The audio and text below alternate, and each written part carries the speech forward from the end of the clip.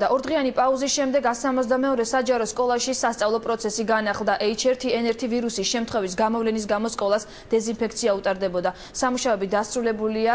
სოფო ხუციშვილი იმყოფება 162 სკოლასთან. სოფო, მოვიდნენ თუ არა სკოლაში ის ბავშვებიც, რომელთა კლასელის გრიპით იყო დაავადებული?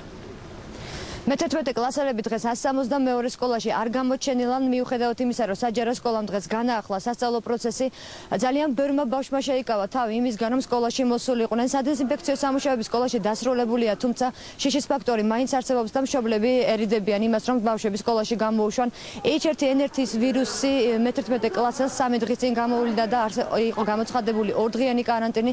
სწორედ ამ პერიოდში ჩაუტარდა სკოლაში ყველა კლასს სადეზინფექციო სამუშაოები, ამიტომ პედაგოგები ამბობენ, რომ შიშის და პანიკის საფუძველი აღარ არსებობს, რადგან გარდა იმ ერთი შემთხვევისა, რომელიც უკვე გამოვლენილია, სხვა ბავშვზე ვირუსის გადადების ფაქტი აღარ დაფიქსირებულა, ამიტომ მშობლებს მოუწოდებენ, რომ შვილები სკოლაში თამამად გამოუშვან. სენსიფიკაციო სამუშაოები ჩატარებულია, სკოლა დაალაგებულია უკვე და დღეიდან უკვე დაწყებული გვაქვს სასწავლო პროცესი. ბავშვები მეტნაკლებად უკვე მოსულები არიან სკოლაში. ახლა 100%-იანი დასწრება ნამდვილად არ არის, მაგრამ ბავშვები კლასებში უკვე მოსულები არიან და მასწავლებლები ყველა ადგილზე ვართ და მუშაობა მიმდინარეობს ჩვეულებრივი რიტმით.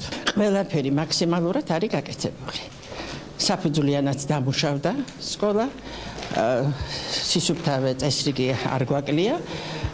მასწავლებლები რა თქმა უნდა ყველა სახეზეა, ჩვენ არც ერთი მასწავლებელი ავათა არ არის ყოველ შემთხვევაში და აი მე მაგალითად არ ვიცი ეხლა მშობლებს რა აჩერებთ, რატომ არის რომ ჩვენ ყველაფერი გავაკეთეთ, რაც იყო საჭირო. და ეხლა უკვე ეს მათი შვილები არიან შვილო და რანაირად გადაწყვეტენ თავიანთ საქმეს, უკვე ალბათ მათი ამბავია. რაც შეეხება იმ მოსწავლეს, რომელსაც ღორის გრიპი აღმოაჩნდა, მისი ჯანმრთელობის მდგომარეობა უკვე დამაკმაყოფილებელია და ისიც რამდენიმე დღეში უკვე სასწავლო პროცესის დასწრებას შეძლებს.